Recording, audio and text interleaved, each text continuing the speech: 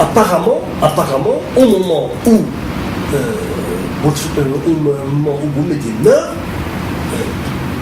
il y a un pôle de décision qui se manifeste.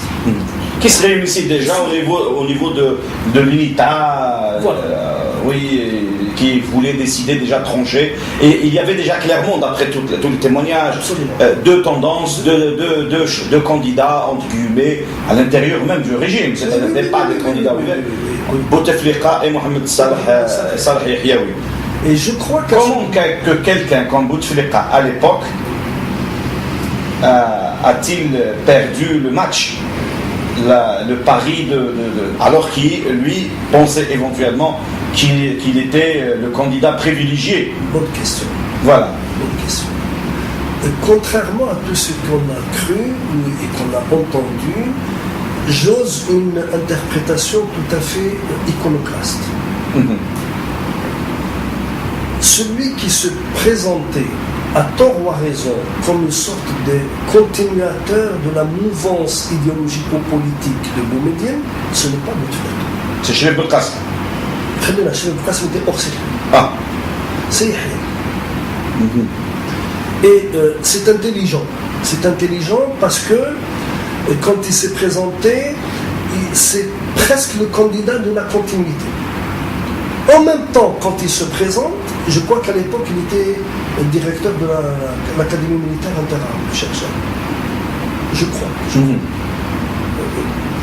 Bon. On peut vérifier. Je ne veux pas m'avancer là-dedans. Mais toute la propagande qui a été faite autour de Yahya, comme un homme de gauche, qui est un homme, disons, préférant un alignement sur les soviétiques, ou continuer la coopération étroite et approfondir la coopération. Mais tu as dit, tu as dit qu'il n'avait rien à voir avec je viens de dire que c'est la propagande qui a été construite autour de sa personne. Ah. Je n'ai pas dit lui. Lui, je crois qu'il n'y a rien à dire là-dedans. Mais dans les périodes de transition, on construit des personnalités. Et on les entoure de halos qui sont préfabriqués par des rumeurs.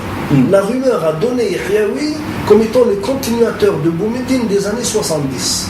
C'est-à-dire un peu radical, pas trop révolutionnaire, mais qui continuerait une certaine option de libéralisme, d'étatisme, un militaire qui était en actif. C'était un militaire de l'actif. Donc, c'est une garantie, il présentait les garanties de pouvoir avoir plus ou moins l'aval de l'institution militaire. Bien. Et il continuerait donc ce travail qui avait été commencé par Boumediene. Le deuxième, Bouteflika, si l'on prend en ligne de compte cet ouvrage auquel nous avons fait référence précédemment, de Mohamed Ben Yahya, il faudrait que le titre me revienne en tête, je ne sais pas retenu. Mohamed Ben Yahya dit que Bouteflika avait des accointances certaines avec un certain nombre de milieux d'affaires déjà dans les années 60. Et qu'il y aurait une histoire, enfin j'invite nos amis qui suivent ce travail à lire l'ouvrage de Mohamed Ben Yahya. Il saura dire les choses mieux que je ne les reprends moi pas de mémoire. Mais il semblerait que Bouteflika serait plutôt de tendance libérale, serait plus enclin à ouvrir le champ économique et à intensifier la coopération avec l'Europe. Et à l'époque, le problème qui se posait dans les choix stratégiques des alliances plus ou moins de l'Algérie, c'était ou l'Europe ou le bloc soviétique. Les Chinois n'existaient pas encore, n'étaient pas encore en course, et les Américains étaient trop loin. Et les Américains étaient gênants de par plus ou moins leur politique par rapport au sud-est asiatique. Nous avons été quand même, l'Algérie a été une sorte d'avant-poste de la mobilisation pour le Vietnam, pour le Cambodge, pour le Laos. Donc il y a eu plus une agitation politicienne anti-impérialiste dans les années 70 et toutes les années 70. Et en plus de cela, l'Algérie ayant été partie prenante dans la constitution de ce fameux, entre guillemets, front du refus,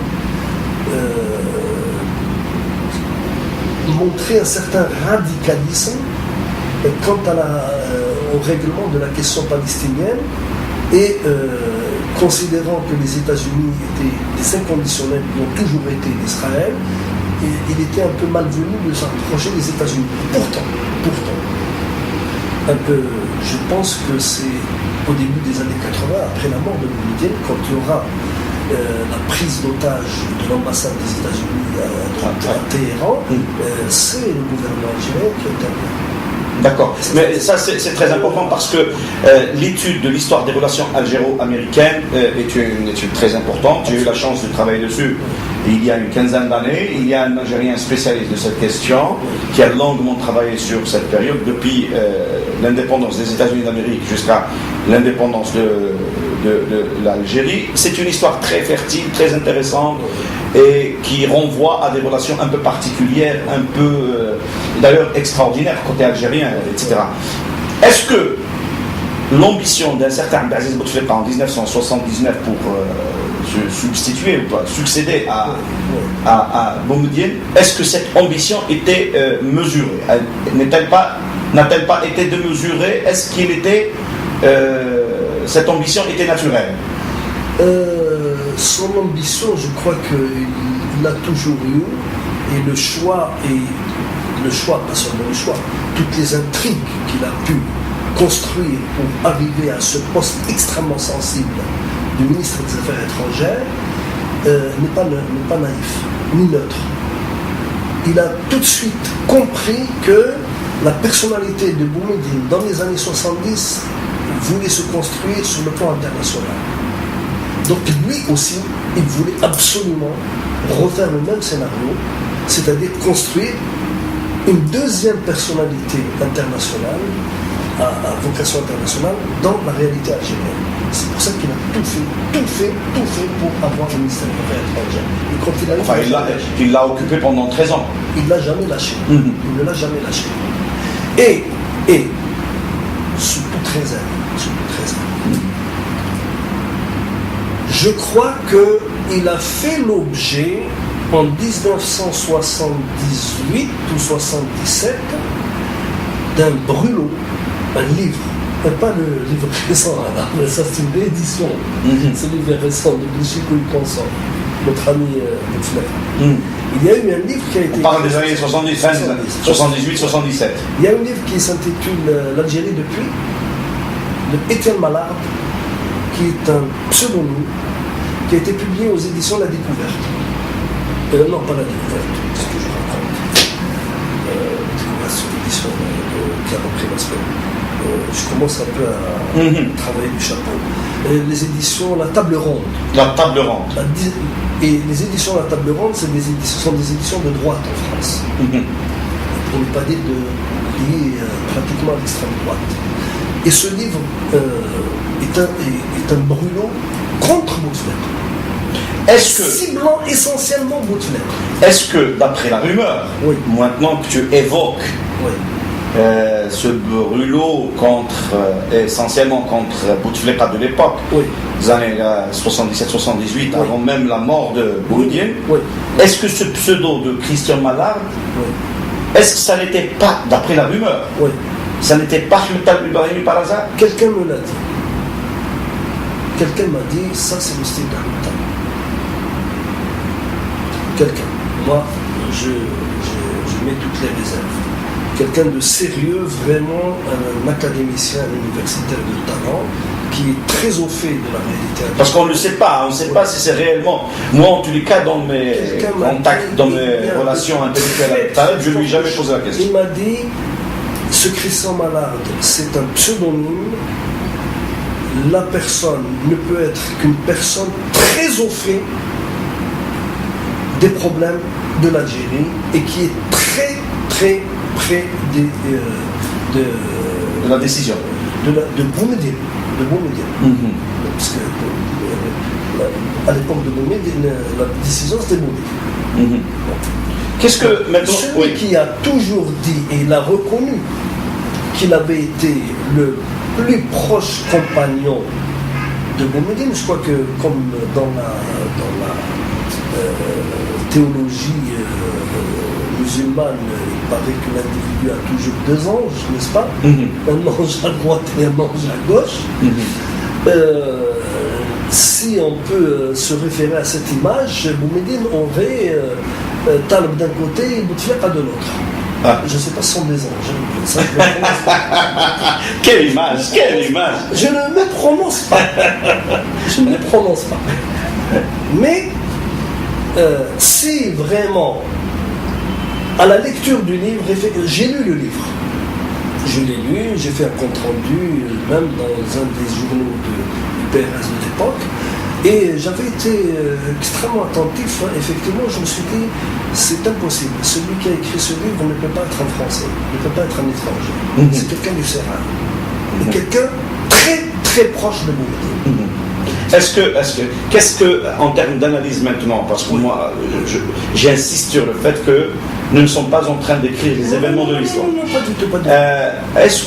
Qu'est-ce que ça représentait en matière d'analyse structurelle, d'analyse systémique du régime politique de l'époque?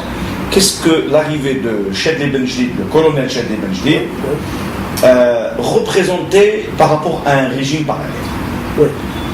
Elle représentait le moyen terme entre une perspective à tort ou à raison considérée radicale, oui, et une autre perspective considérée à tort ou à raison ultralibérale.